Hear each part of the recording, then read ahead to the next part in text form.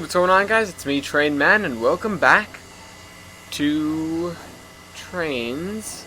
This is different. This is, of course, an episode ending in the number 3, therefore this is a run session on the Hazel Northeastern, which is a route built by our very own TBA Avenger.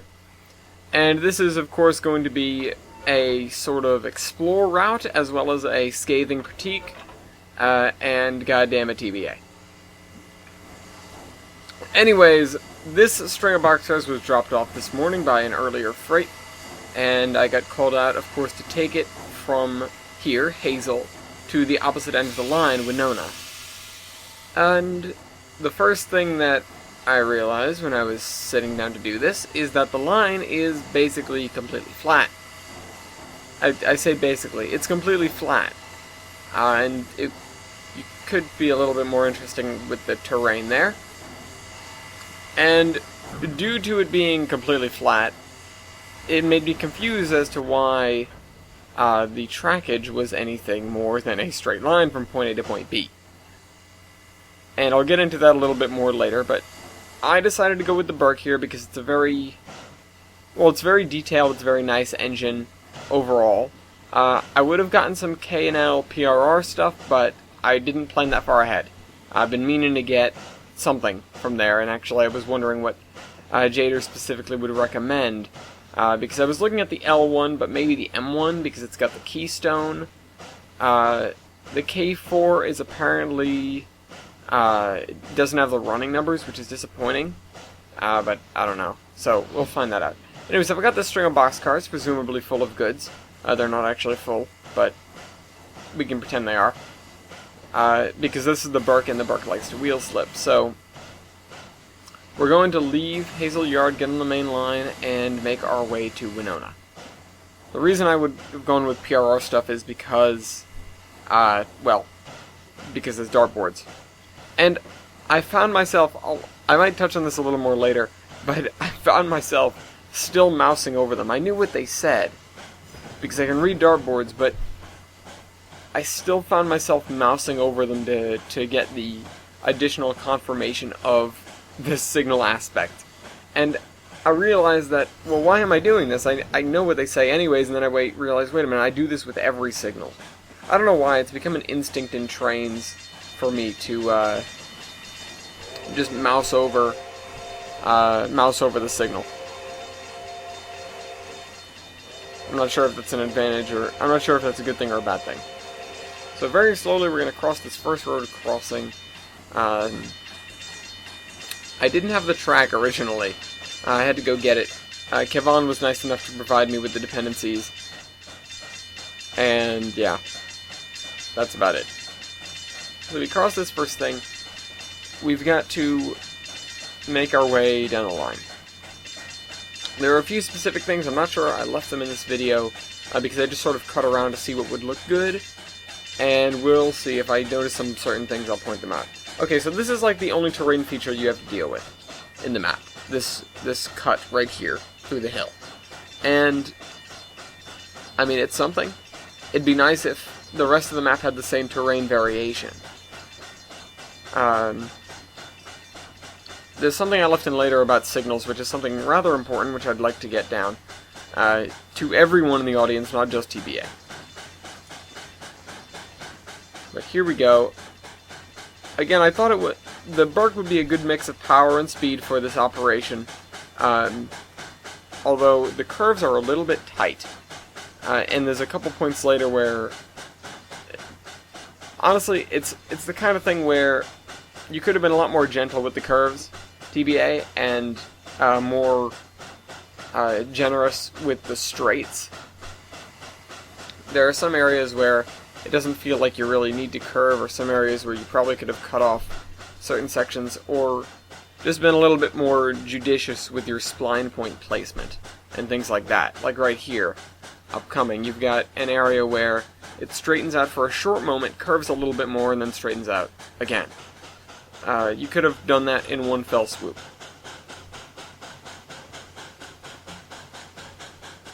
Anyways, we've got this field opening up on the side where the camera is, and the scenery wasn't bad. You know, it wasn't anything to write home about, but I don't expect it to be, and I don't do that even. I just, you know, it's the same sort of theory that I go with. It's the same power poles, the same, of course, maple beech birch, and grass blinds to cover the ground. Did we just pass a sign? Oh yeah, we passed a speed sign. Alright, so here we go. We're at full speed now, and full speed being about 35. I hovered around 35. I didn't stay quite at it. Got this. I tried to go for some nice camera angles. Again, completely flat. If you have as many twists and turns as you do TBA, and you don't honestly have that many. You don't have an obscene amount of twists and turns. But you're going to want to provide reason for the location of your trackage. And I always talk about this, and I'm, you know, of course it doesn't really matter in a lot of cases. But if you're really going for all the detail... Okay, yeah, that car is parked weird. I forgot about that. I kept that in here. The car decided to stop halfway through the train. I don't know what's up with that. But anyways, you've got to justify your track placement with geography. And I don't know precisely, you know, I didn't get a hugely good look at the topography of the map, but generally flat. And I try to not do that so much anymore. Of course, you get that field over to the side, and that's just fine. And it would make sense if we were plowing a straight line through that field. But if I were to look at the map here, I don't know why we have a lot of the detours we do, because there aren't any terrain features to justify them. Again, generally they don't need to be, but that's just that's my 2 cents. I try to justify my trackage with terrain and justify my terrain with water, because water is besides humans probably at this point, the most terrain-shaping thing that we know of. It is, you know, it carves out rivers and valleys and everything like that, and of course that's what we're forced to navigate. So water and plate tectonics, both playing a role. Here we meet a train which should have pulled in and didn't, because signaling is weird. Also because the AI isn't that smart, and the switches by default were lined to the inside yard, which I'm not sure is advantageous. You might want to line them for the outside, for the ladder, for future reference. By default, I should say. So this train finally got in, and then we got to moving. After a little bit of struggle, because again, this is the Burke, and the Burke likes to slip. And so I did a couple of, you know, I started moving, I slipped a bunch. I think at one point I just sort of gave up, backed up a little bit more, and tried another run on it. Got some more slack in the couplers. But because this train had so many problems, one of the things that's missing thus far from the map, and of course I know it's not done yet, is track marks for AI usage. And on top of that, there's some awkward signal placement. And what I say when I mean awkward, I'll elaborate on once we get to the spot where it really became important. But the point is, you don't want a signal any place you wouldn't want something to stop. You've got to assume that wherever a signal is, there's a possibility of a train stopping there, and that's why you don't put signals back to back on a line in the middle of nowhere. You got to make it all one single straight line, at least for trains purposes, because there's really no such thing as a... I mean, there is a such thing as, but it doesn't function the same way as like a advanced approach sort of signal. You know, it's not... we really just sort of have... What kind of signals do we have? Anyways, my point is, if you have a bunch of signals on a line, and it's a single track line and it's two-directional, you are risking two trains going in there at the same time and getting stuck in the middle. And you don't want that to happen.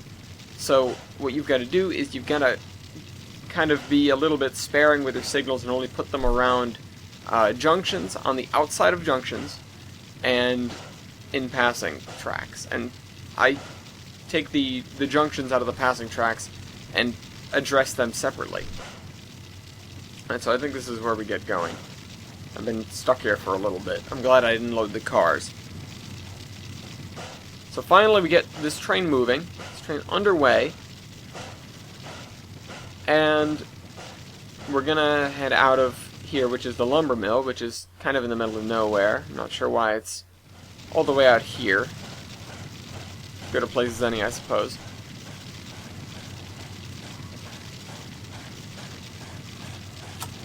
And we're gonna head towards whatever the next thing is, which I think is just a passing siding. The next time things get interesting. The smoke on this engine is really the thing that's killer. It is beautiful once you get going at speed, but when you're not going at speed, it sort of all piles up in one spot, and then trains just starts to hate you. Causes some supreme severe lag.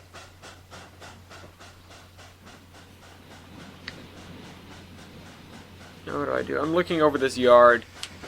Sort of just making sure everything's alright. That train is unloading, and then I think he doesn't have anything else in his schedule, because they give him a very rudimentary schedule.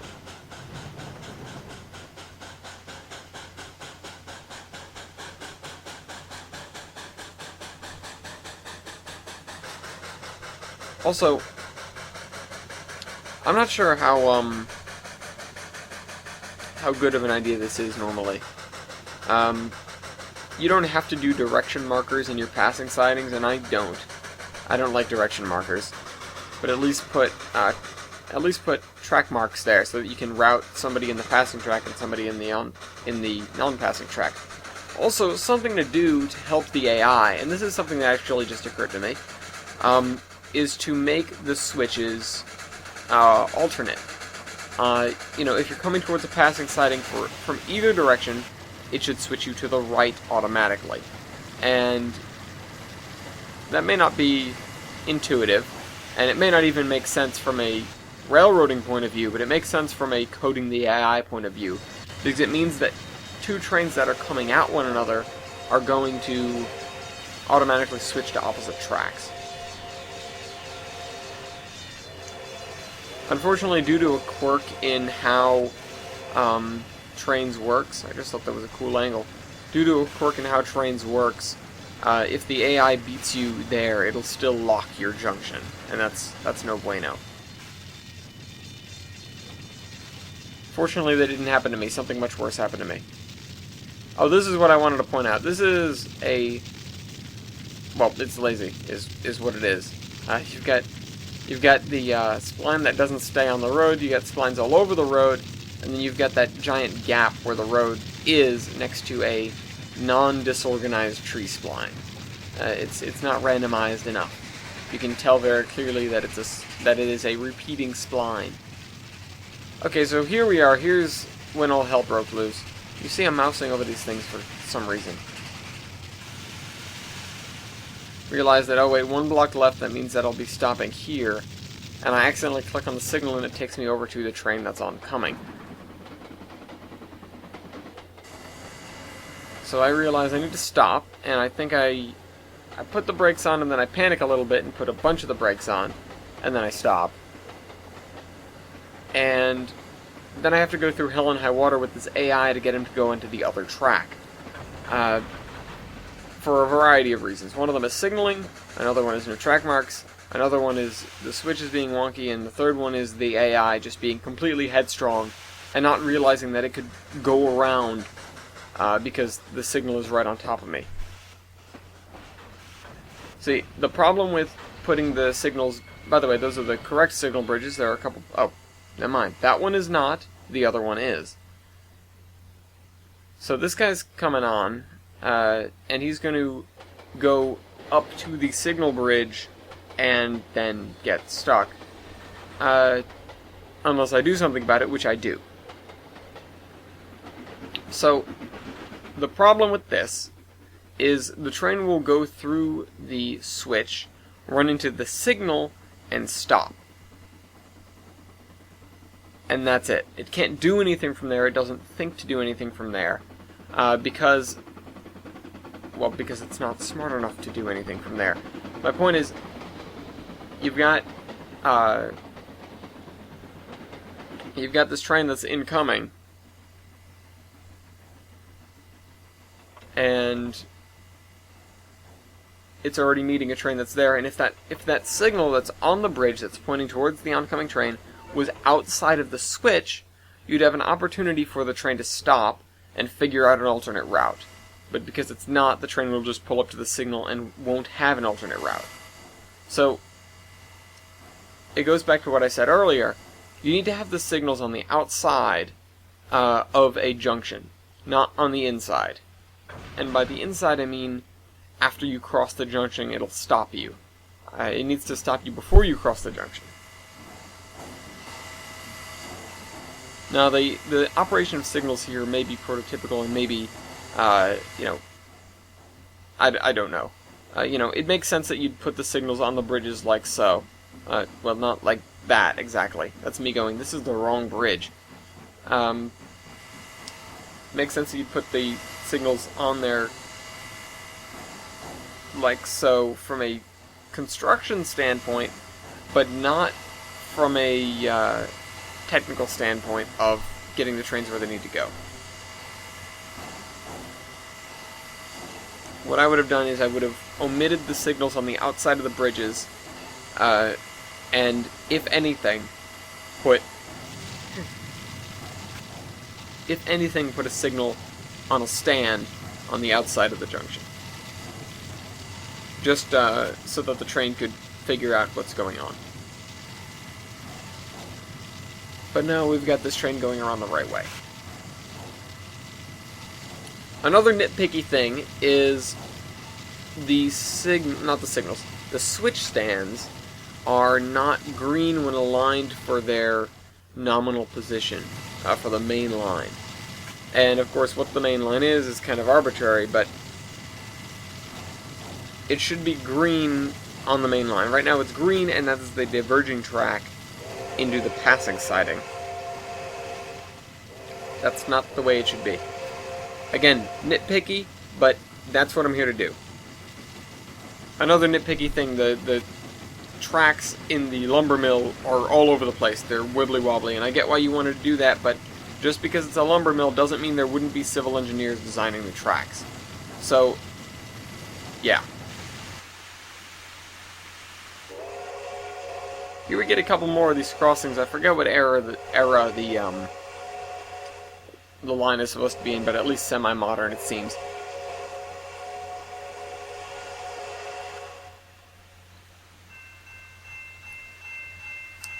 There are a couple of spots upcoming where it goes back to what I was saying about the location of track.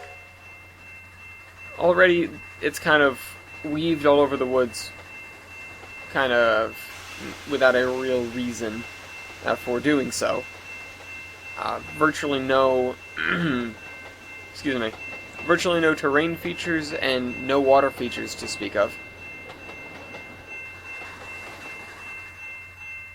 And then we get an area up here, where of course we're following the road. Or the road's following us, more like, but I'll get to that point in a second.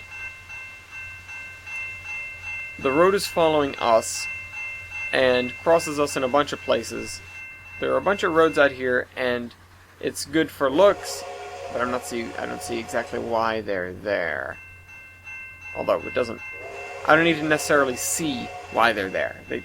That isn't something I should get nitpicky about, because there are a handful of roads, but it isn't an obscene amount of roads that we have to cross here. And besides, railroad crossings are a thing. They happen quite often. But up here, upcoming, I'll point something out, and it's another thing where I went, wait, why does the track do this? and it's also a rather sharp corner, even for a 35-mile-per-hour line. You know, that's the kind of thing. Whenever I'm building a map, I will basically ask myself the question, you know, if I do track first, this is the curve I was talking about. If I do track first, I'll make my sort of wibble wobbles, and then I'll go, okay, why does the track do this? And then I'll have to make a geographical reason for the track doing what it does. It doesn't have to be geographical necessarily, but it's the easiest one to explain in terms of just showing.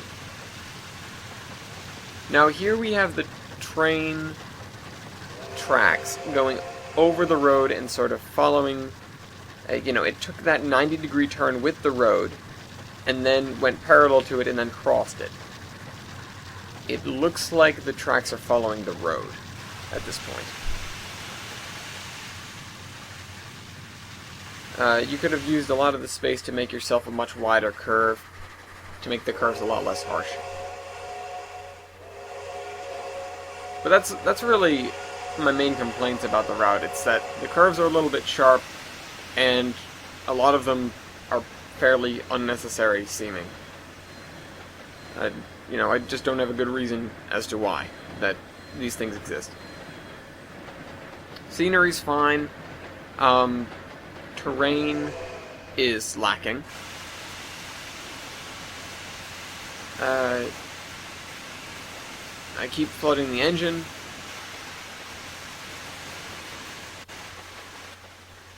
What was the other things? Oh yeah, signaling and AI interactions. You know what? You know what I can do? Okay, so not too long ago we did a route building competition. And I could televise one of these, so to speak. But I don't necessarily need to. Okay, so here's the why, and once again we don't have switch stands that agree as to which direction the main line is. Of course, I don't know what the other line is at all, so it may well be that that is the more main line, but I don't know. I don't know. Because it's not done yet. That's why. It's not. I'm not ignorant. I may well be, as a matter of fact, but I definitely don't. It is not. It's not something that has occurred to me thus far. I'm trying to get something so I can rate this route as we pull in. Oh, that's wrong folder.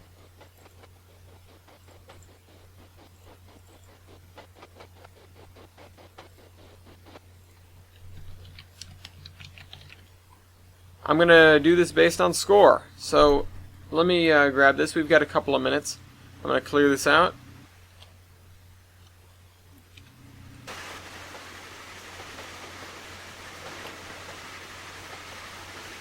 So, TBA. You know what? No, I'm not. I'm not going to do this numerically. It's for the code line challenge. I could easily do it that way, but I don't need to submit those kind of scathing reviews. Not quite that way.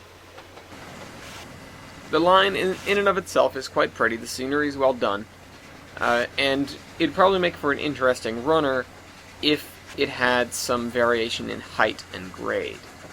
For now, it's just kind of a go. It might, you know, the speed limit doesn't change. It might as well be a straight line. So, also whistle posts. You could do to put down some whistle posts, because I was surprised with some of the crossings. Then again, I wasn't really looking for whistle posts, but I'm sure they would help. We're coming into Winona now, and we're going to end our journey here very quickly. I don't do anything specific with the train because I have to get back to the Iron Horseman Chronicles, and yeah, I just have a lot of work to do, so that's that. Again, mousing over the thing. Wanted to switch myself into the yard there at the last minute, then realized, oh, I could switch myself into the goods shed too, but also failed at clicking on that switch. I will look at this thing and give, not a numerical score, but an idea based on the different things here. You know, it's not mind-blowingly creative, but I never asked for it to be, and you get extra creativity points for the wind farm, which is nice. Don't see those every day in a map. The town is nice. I do like the town, as a matter of fact. It has its own little quirks that make it nice. Operations, not so great. You're missing a few things that, are very helpful, like properly placed signals. The track work is solid, but you could do to work on your curves and figure out where they're supposed to be. Scenery's good. Content, that's irrelevant. Time and size, irrelevant, But yeah, keep an eye out for your, use some geographical cues, or use your track as a geographical cue so you can figure out where to put some geographical features. Generally now, I've gotten into a priority of designing a larger area around a single feature, which is normally a river, because that's just the easy thing to do. And even though they can be a pain, at this point it doesn't really matter. I just thought of a line that may wind itself around the edge of a large lake. And that'd be something interesting to do, considering the next challenge is going to be based on a coastline. I noticed that there was a house on fire, by the way. That's interesting. Anyways, our time here is coming to a close. Hope you guys enjoyed the video, and I'll see you guys next week with more construction. Remember, if you want a route review, go ahead and let me know. Trainman out.